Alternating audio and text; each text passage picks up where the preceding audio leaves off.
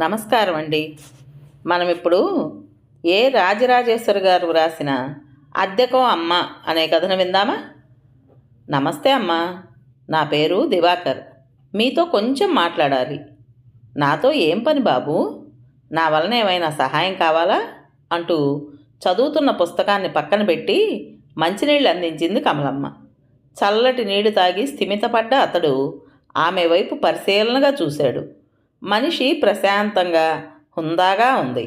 అతడు ఒక్క క్షణం తటపటాయించి, మీరు కాదనకుండా కొద్ది రోజులు మా ఇంటికొచ్చి మా అమ్మగా ఉండాలి. నా భార్యకి ఇప్పుడు 4వ నెల, నా కూతురు స్మితకి 3 సంవత్సరాలు. మొదటిసారి ఏ సమస్య లేకపోయినా రెండోసారి కాంప్లికేటెడ్ అనిపించడంతో డాక్టర్ డెలివరీ అయ్యే వరకు బెడ్ రెస్ట్ రికమెండ్ చేశారు. కమలమ్మ చిరునవ్వుతో చూసింది. ఇలాంటి సమయంలో నీ భార్యకి తల్లి కానీ అత్తగారు కానీ దగ్గరుంటే బాగుంటుంది. పరాయిదాన్ని నేనొచ్చే కన్నా. దివాకర్ గాఢంగా నిట్టూర్చాడు. ఆ అదృష్టం మాకు లేదమ్మా. పెద్దలను ఎదిరించిన ప్రేమ వివాహం మాది. వారు మనసు కష్టపెట్టుకుని మమ్మల్ని వెలివేశారు. ఇప్పుడు మాకింట్లో అమ్మ స్థానంలో పెద్ద దిక్కు చాలా అవసరం. మిమ్మల్ని ఇదివరకు నా ఫ్రెండ్ పెళ్లిలో ఆడపెళ్లి వారి తరపున మీరు చూపించిన మర్యాద, పెద్దరికం నన్ను, నా భార్య స్వప్నను చాలా ఇంప్రెస్ చేసింది. మీరైతేనే మా కుటుంబంలో ఇమడగలరు అనిపించింది.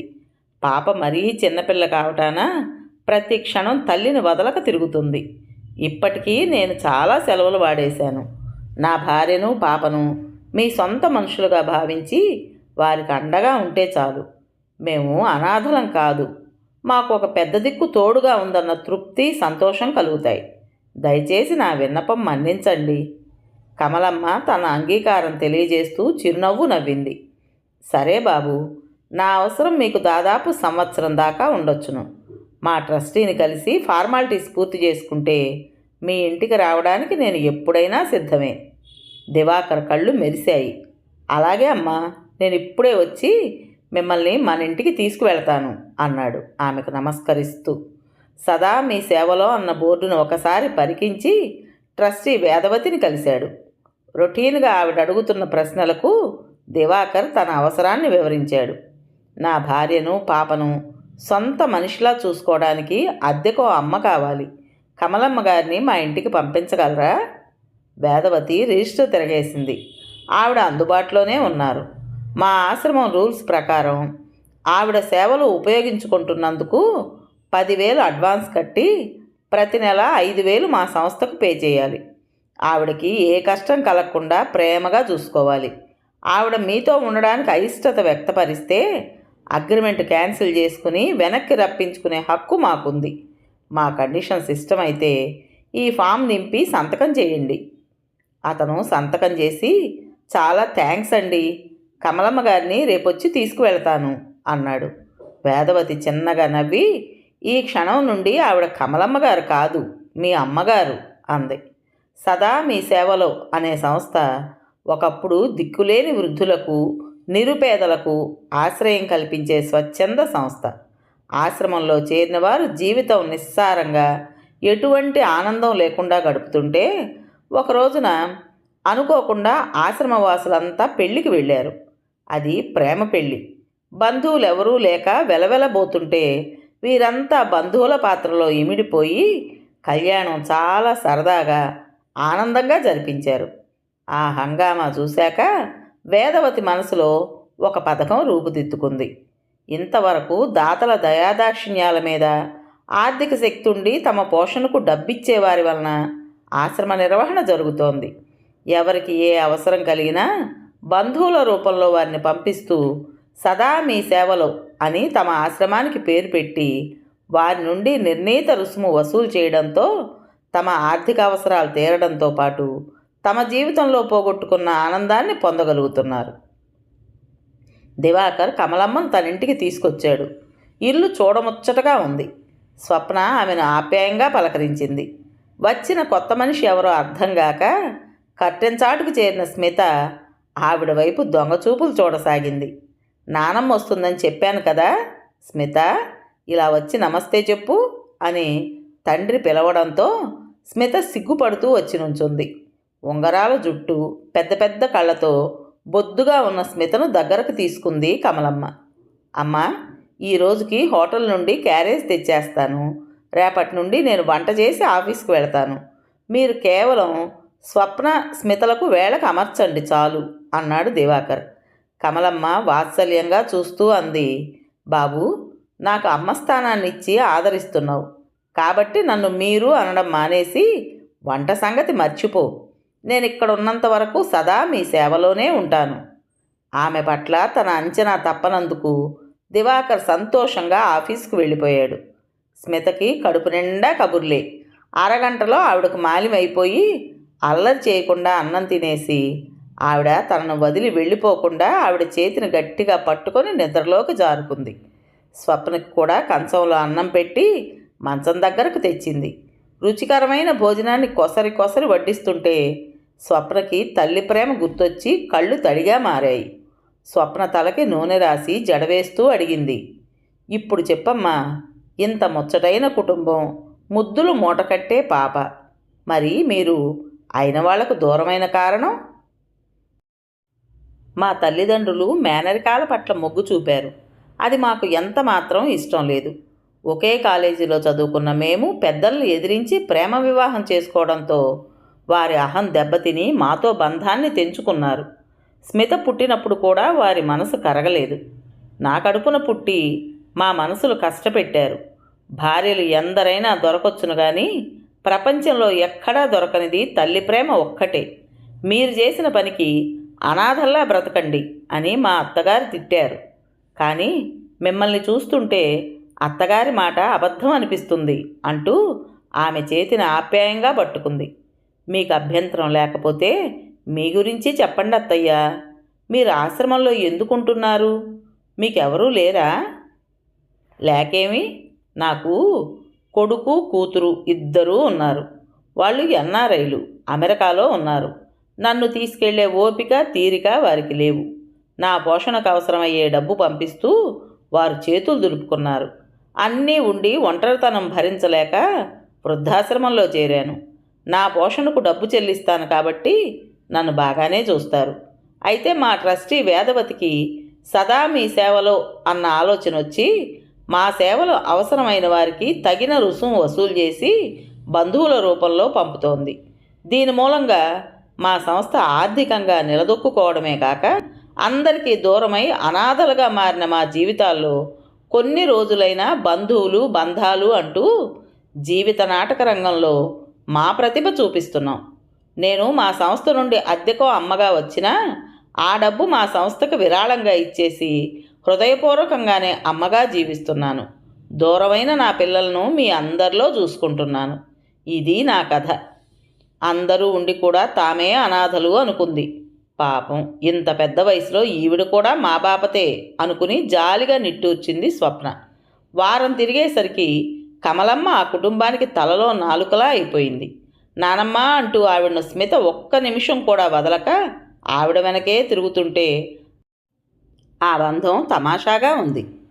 స్మిత ముద్దు మాటలు, కొత్తగా నేర్చుకున్న పద్యాలు, స్వప్న స్మితలతో కమలమ్మ సఖ్యత, ఐకమత్యం చాలా సహజంగా అనిపించడంతో దివాకర్ వీడియోలో చిత్రీకరించాడు. రోజులు గడిచే కొద్దీ కమలమ్మను తాము సహాయం కోసం తెచ్చుకున్న మనిషి అన్న విషయం దాదాపు మర్చిపోయారు. ఎడారిలో ఒయాసిస్లా మా జీవితాల్లోకి ప్రవేశించి ఇంత మమతానురాగాలు పంచుతున్న అమృతమూర్తివి. ఇంత మంచి మనసున్న అమ్మను దూరం చేసుకున్న నీ పిల్లలు నిజమైన మూర్ఖులు. అమ్మా, మా కోరిక మన్నించి ఎప్పటికీ మాతోనే ఉండిపో. ఇక ఆశ్రమానికి వెళ్ళాలనే ఆలోచన చేయొద్దు అన్నాడు దివాకర్ ఆరాటంగా. కమలమ్మ నవ్వి స్వప్నకి బత్తాయి రసం తయారు చేసే పనిలో పడింది. పూర్తి బెడ్ రెస్ట్ దొరకడంతో స్వప్నకి నెలలు నిండి పండంటి కొడుకును కంది. స్మిత ఆవిడను క్షణం కూడా వదలక అంటి పెట్టుకోవడం సంతోషం అనిపించినా ఒకవేళ ఆవిడ ఆశ్రమానికి వెళితే, స్మిత బెంగపడితే? బాబుకు 3వ నెల రావడంతో ఆశ్రమం నుండి వేదవతి ఫోన్ చేసింది.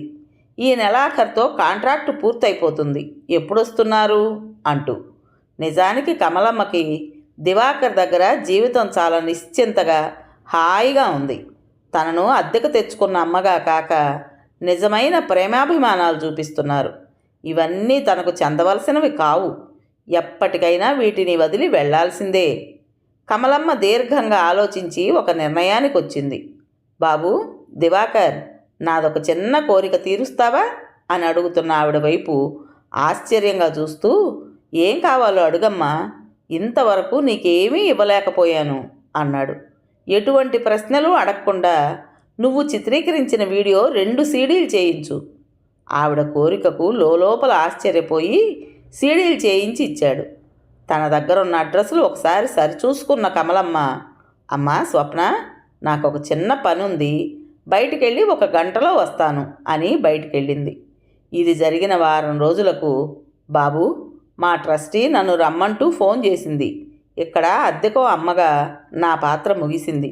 ఇక నన్ను మా ఆశ్రమంలో దింపేస్తావా అంటున్న కమలమ్మ మాటలకు ఒక్కసారిగా డీలా పడిపోయి ఆవిడను తమతోనే ఉండమని ఎంతగా బ్రతిమాలినా అంగీకరించలేదు. ఊర్లోనే ఉంటాను కదా బాబూ, ఎప్పుడంటే అప్పుడు కలుసుకుందాం, దయచేసి అడ్డు చెప్పక రేపు నన్ను దింపేయండి అనడంతో ఇక ఏమీ అనలేక ఆవిడను ఆశ్రమంలో దింపొచ్చాడు. నానమ్మ కావాలి అంటూ ఏడుస్తున్న స్మితను ఊరడించడానికి సతమతమయ్యారు. ఆ మర్నాడు కాలింగ్ బెల్ చప్పుడుకి తలుపు తీసిన దివాకరం తన కళ్ళను తానే నమ్మలేక, స్వప్న, అర్జెంటుగా రాయిటు అంటూ కేకపెట్టాడు. గుమ్మం అవతల పెళ్ళైన మొదటిసారి తమిద్దరి తల్లిదండ్రులు నిలబడి ఉండడం అస్సలు ఊహించలేని సంఘటన.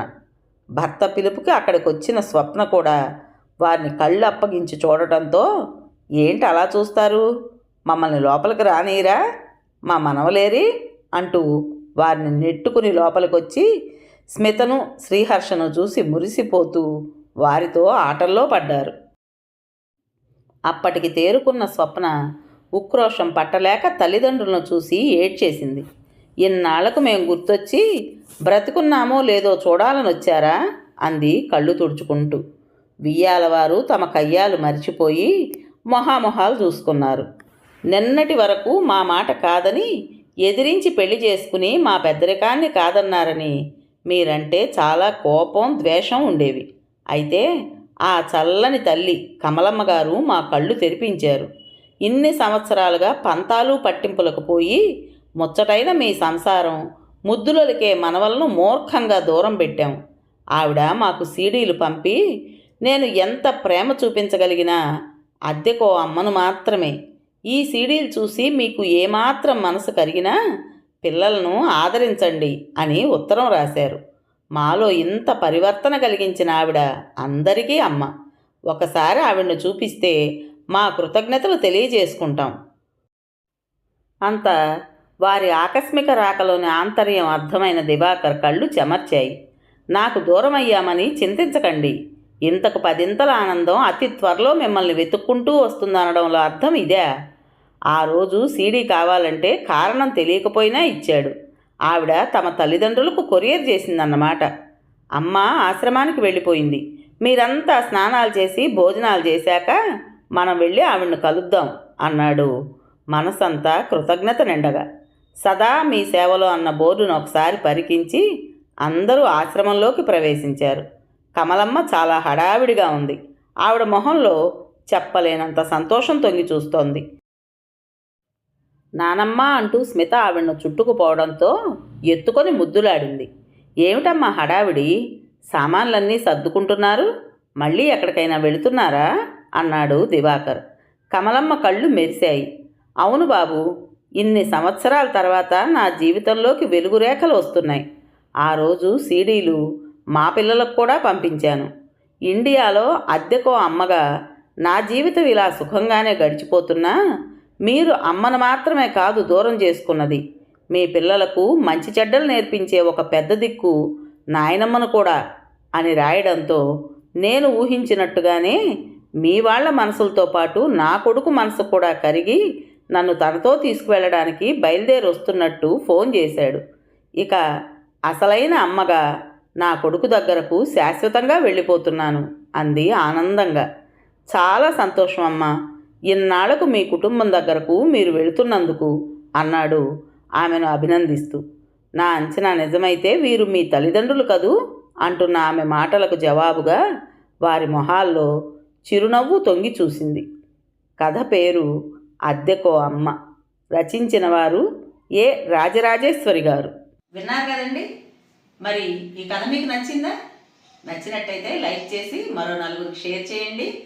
అలాగే ఈ కథ పైన మీ విలువైన అభిప్రాయాన్ని కామెంట్ బాక్స్లో తప్పకుండా తెలియజేస్తారు కదా. మరి ఇంత మంచి కథను మనకు అందించిన రైటర్ గారికి మనందరి తరపున మనస్ఫూర్తిగా ధన్యవాదాలు తెలుపుకుంటూ, ఇటువంటి మంచి మంచి కథల కోసం కొత్త వాళ్ళు మన ఛానల్ని తప్పకుండా సబ్స్క్రైబ్ చేసుకోండి. రేపు మరో మంచి కథతో మీ ముందుకు వస్తాను. అప్పటి వరకు ఉంటానండి.